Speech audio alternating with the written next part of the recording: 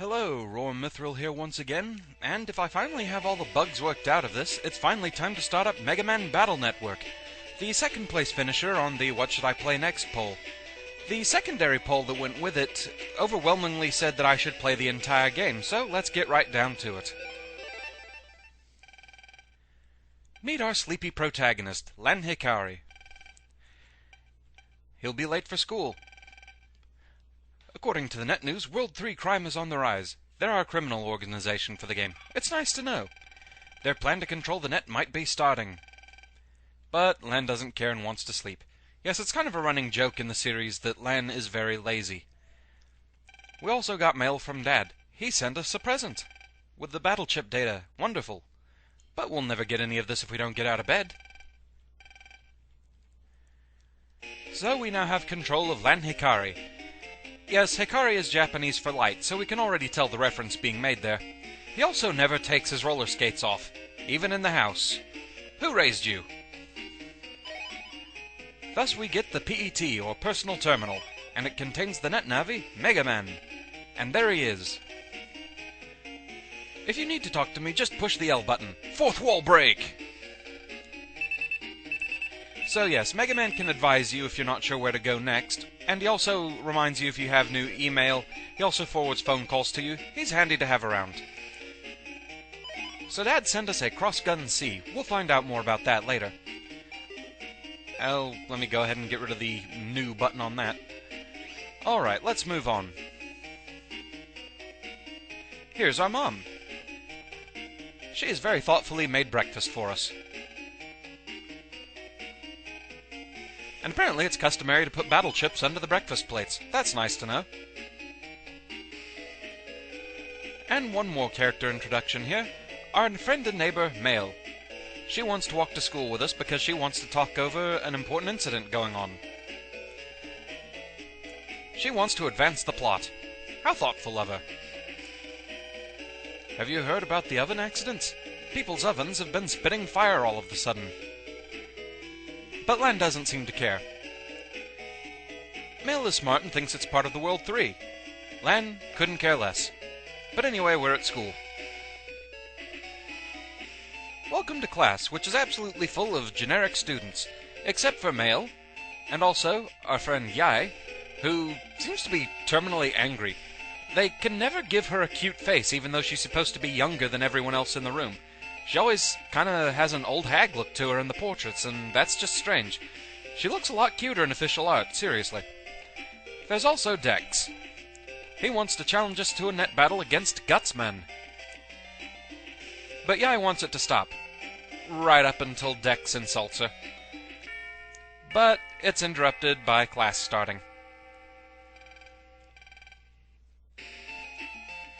Here's our teacher, Miss Mari. She's here to teach us about virus busting. In other words, this is the Force tutorial. Good enough, because I have been asked to explain the battle system of the game, so may as well do this. Not that I really have a choice in the matter. Pushing the R shoulder button jacks into the net. Ooh, trippy. So here's the net world. While in the net, we are in command of Megaman himself. And here's the battle screen. I can explain this a bit more concisely than Ms. Mari can. Okay, look at the number under the battle chip there. That 40 is the number of damage that it'll do to the enemy. The 40 hovering over the cute little Metar over there, that's its hit points. So a cannon will delete a Metar in one shot. Now we talk about battle chips themselves. As you can see, when you start the battle, you have a selection of 5 battle chips. The rules are as follows.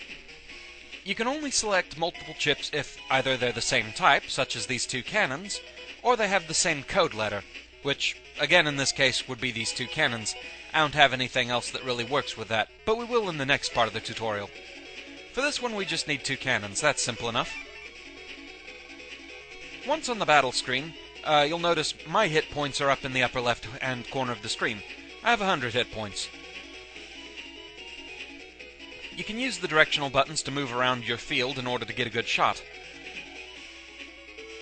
If you run out of battle chips, you have to wait until the custom gauge at the top of the screen fills all the way, and then you can select more battle chips. Again, we'll have more on that in the next battle, because it forces you to have to go through that.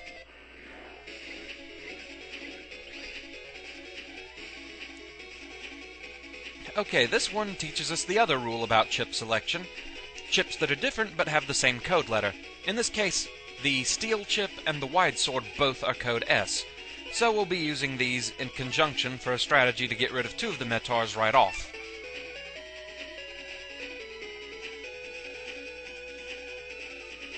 Okay, first off, steel to make our part of the battlefield longer so we can get in and use the wide sword. I love sword chips, but they really do not have a lot of range on them usually. Okay, with the custom gauge filled, we can bring in more battle chips. That should do the trick. As you notice, you can also use just the default Mega Buster to fight, but it's very weak, especially at first. Later on you can get upgrades for it, so you're not quite as helpless while waiting on new battle chips.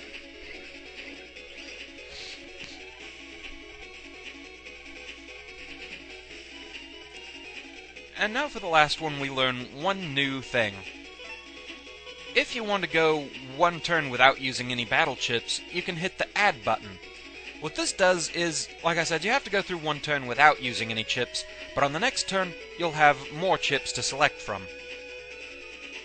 I'll go ahead and do that because my chip selection there was not too good. I can go ahead and do some good damage to these guys in the meantime. And there we go, even more chips to work with and even less really good ones. Bugger. Oh well. You can do that up to 2 times in order to have up to 15 chips to work with. But as soon as you use any chips from that selection, you're back down to 5 on the next turn. So, with the forced tutorial out of the way, Len wants to go home, but we have a little matter of a NetBattle first. This is one annoying thing, is it always defaults to no. But yes, we want to fight GutsMan. And there he is. He's a lot tougher than any of the viruses we were fighting there. Okay. One thing sometimes that can be good is just to select a bunch of chips you don't have a plan to use, just to go ahead and get them out of the way. Those Recover 10s aren't really going to do me too much good. If you take damage, they are nice to have around. And the Recover chips are a lot more useful in later games.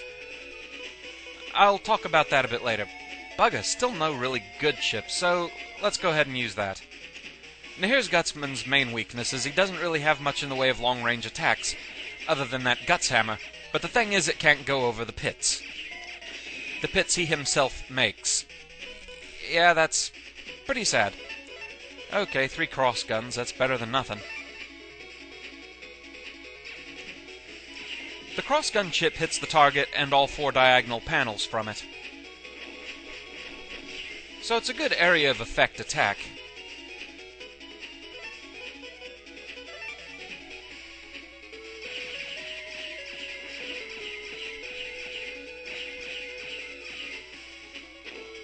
There we go. Farewell, GutsMan. Unfortunately, that's just kind of a warm-up to get us used to net battling. We don't get anything for that fight. So with that, we're free to leave school. And get more mail. Ms. Mari wants to remind us of how to fight and also how to jack in. We already know this. And Dad is emailing us again talking about a power-up, which was too big to put in the mail, so it really wasn't that useful of an email.